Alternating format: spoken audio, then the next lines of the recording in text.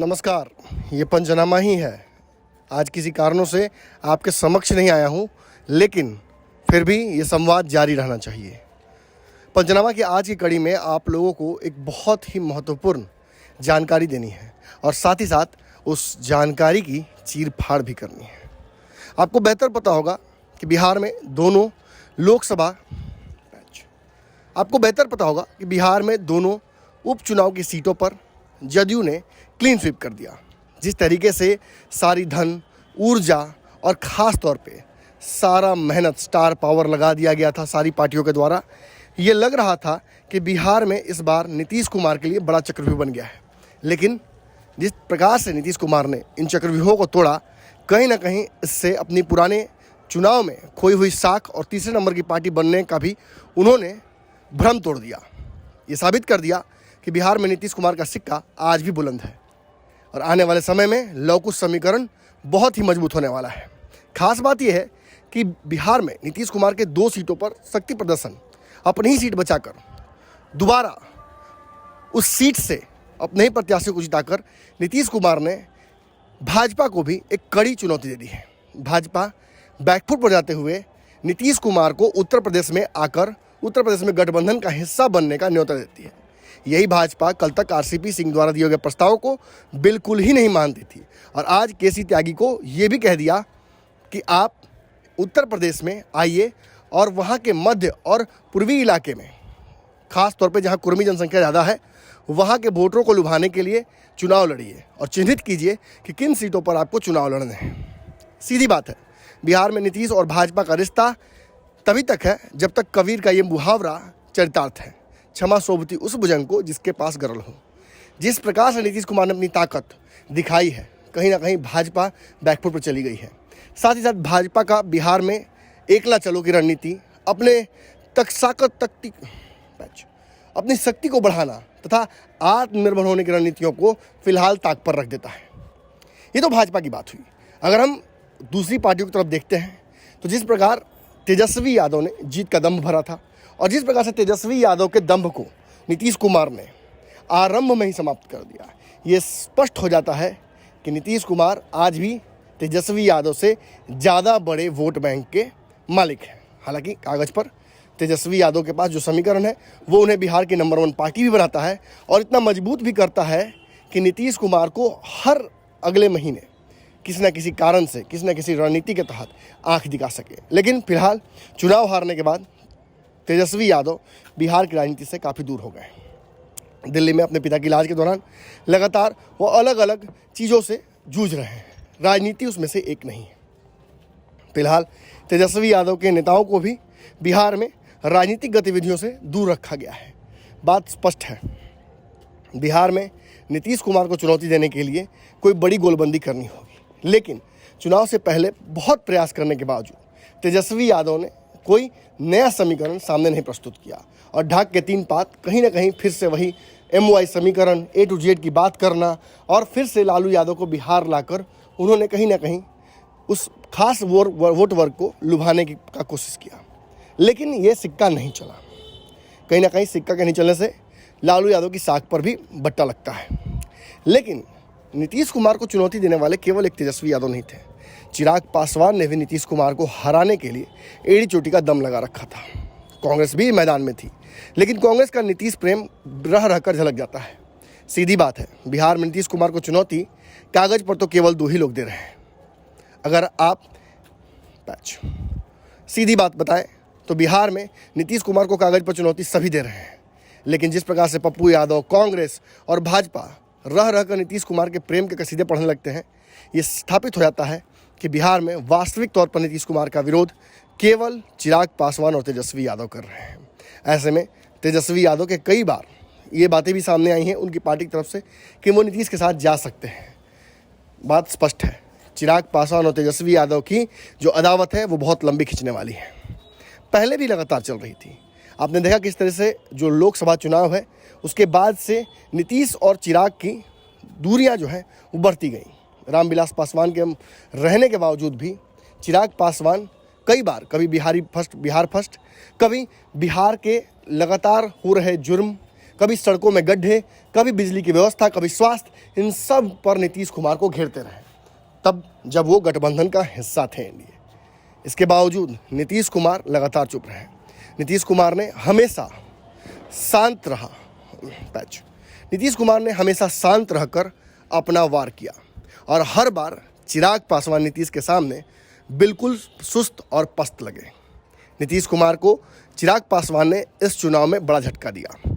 बिहार में जो आम चुनाव हुए उसमें नीतीश कुमार की पार्टी को हर सीट पर चिराग पासवान ने घेरा। उसका रिजल्ट ये हुआ कि नीतीश कुमार नंबर 3 पर चले गए, भाजपा उनसे ऊपर आ गई। लेकिन इससे चिराग पासवान को कोई व्यक्तिगत फायदा नहीं हो पाया। यहाँ तक कि रामविलास पासवान के जाने की वजह से जो सिंपैथी वोट्स मिलने चाहिए थे वो भी चिराग पासवान को उतना नहीं मिला। सीधी बात है, चिराग पासवान का बिहार के सदन में कोई रिप्रेजेंटेशन नहीं है। पार्टी भी उनके हाथ से जिस तरीके से छीन ली गई, आपको पूरा प्रकरण याद होगा। पशुपति पारस के माध्यम से कैसे ललन सिंह पर्दे के पीछे थे, कैसे महेश्वर हजारी थे और कैसे इस पार्टी को सीधे तौर पर चिराग पासवान के हाथ से छीनकर उनके चचा पशुपति पारस को दे दिया गया। आज चिराग पासवान का किसी भी सदन में कोई रिप्रेजेंटेशन नहीं है। केवल खुद एक एमपी के तौर पर वो अपनी नई पार्टी, यानी जो रामविलास पासवान की लोक जनशक्ति पार्टी थी, उसे 2 भाग में कर देकर कहीं ना कहीं पशुपति पारस और चिराग पासवान को बांट दिया गया था। जिस तरीके से चिराग पासवान इस चुनाव में एक नई पार्टी यानी लोक जनशक्ति पार्टी रामविलास के तहत चुनाव लड़ने गए, ये भी भ्रम कहीं ना कहीं टूट जाता है कि चिराग पासवान का बहुत बड़ा वोट बैंक है बिहार में। इस बार वोटों का बिखराव भी हुआ। हो सकता है कि बहुत सारे दलों के लड़ने की वजह से वोट चिराग पासवान की तरफ नहीं आ पाए और वो जो करने चले थे वो नहीं कर पाए। लेकिन सीधी बात अगर कहूँ तो चिराग पासवान पर नीतीश कुमार जितनी बार इन दोनों की भिड़ंत हुई है, हर बार भारी पड़े हैं। नीतीश कुमार के पास बिहार की सत्ता है, नीतीश कुमार के पास एक बहुत बड़ा एलाई भाजपा के तौर पर है, नीतीश कुमार के पास बिहार की सियासी ज़मीन पर कई वर्षों का एक्सपीरियंस भी है। तेजस्वी यादव या चिराग पासवान, इन सभी को इनके सामने कद बहुत छोटा कर दिया जाता है। खासतौर पे मीडिया का एक बड़ा वर्ग लगातार नीतीश कुमार का कद बड़ा दिखाता है, और दिखाए भी क्यों ना। नीतीश कुमार ने हर बार अपने अपोनेंट जो भी रहे हों उन्हें उनकी राजनीतिक धूल चटाई है। भाजपा को 2015 में, लगातार 2017 के बाद से राजद को, और जो भी उनके खिलाफ रहा हो, चाहे 2020 के चुनाव में चिराग पासवान हो या फिर इन उपचुनाव की सीटों पर कांग्रेस, राजद और चिराग एक साथ।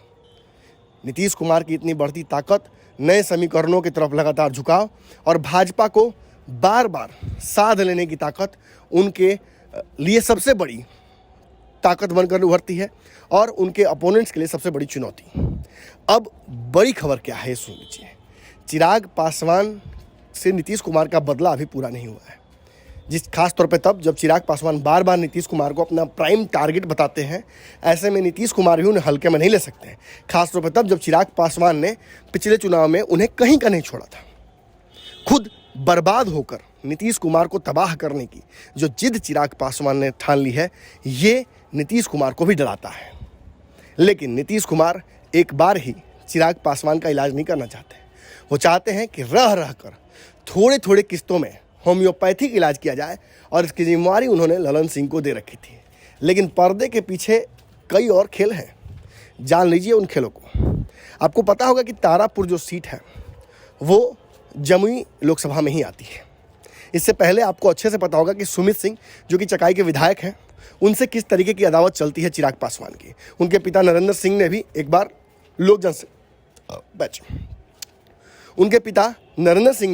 एक बार बहुत महत्वपूर्ण समय पर रामविलास पासवान को झटका दिया था। उनके सारे विधायकों को तोड़कर जदयू में लेकर चले गए थे।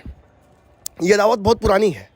लेकिन जब सुमित सिंह निर्दलीय जीत कर आए तो उन्होंने नीतीश कुमार का समर्थन करना चुना, और इसके पीछे एक शख्स जो नीतीश कुमार के कैबिनेट के मंत्री भी हैं और पूर्व कांग्रेसी भी रहे हैं, अशोक चौधरी रहे हैं। अशोक चौधरी की ताकत को देखते हुए, उनका गृह जिला होते हुए देखते हुए कहीं ना कहीं ऐसा सेटिंग कर दिया नीतीश कुमार ने कि उन्हें वहाँ का जमुई का मंत्री प्रभारी भी बना दिया, और साथ ही साथ चुनाव में भी तारापुर की जिम्मेवारी दे दी, और ये सुनिश्चित कराया कि लगातार सुमित सिंह या अशोक चौधरी चिराग पासवान की एकमात्र बची हुई राजनीतिक जमीन को भी धीरे धीरे किस्तों में खसकाते रहे।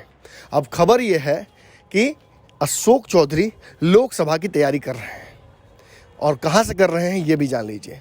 जमुई जो सीट है, उस सीट लोकसभा सीट से जो रिजर्व सीट है वहाँ से अशोक चौधरी जो कि पिछड़ी जाति से आते हैं, पासी समाज से आते हैं, वो चुनौती देने की तैयारी कर रहे हैं चिराग पासवान को। यानी चिराग पासवान के पास जो एकमात्र ताकत फिलहाल है कि वो एमपी हैं, वो भी नीतीश कुमार के रडार पर आ चुका है।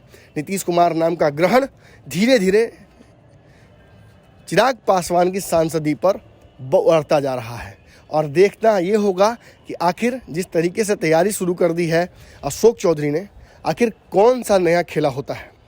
बड़ी बात यहाँ बता दूँ आपको कि अशोक चौधरी पहले से भी जमुई की सीटों पर अपना नियंत्रण रख चुके हैं। बंटी चौधरी जो कि सिकंदरा के विधायक हैं, जो कि खुद भी जमुई लोकसभा सीट का एक हिस्सा है, उस पर भी कहीं ना कहीं जब कांग्रेस के अध्यक्ष वो थे तो उन्होंने बंटी चौधरी को इसलिए बिठाया था, कहा जाता है, ताकि उस सीट को जब वो चाहे अपने पाले में कर सके। आपको ये भी पता होगा कि अशोक चौधरी को फिर से एमएलसी बनाया गया। अशोक चौधरी नीतीश कुमार के कितने करीबी हैं ये भी आप अच्छे जानते हैं। जहाँ एक तरफ ललन सिंह और आरसीपी सिंह को जिम्मेवारियाँ दी गई थी, वहीं एक मुश्त तारापुर की जिम्मेवारियाँ उनको दे दी गई थी। तारापुर जिस लोकसभा क्षेत्र में आता है वो भी जमुई है।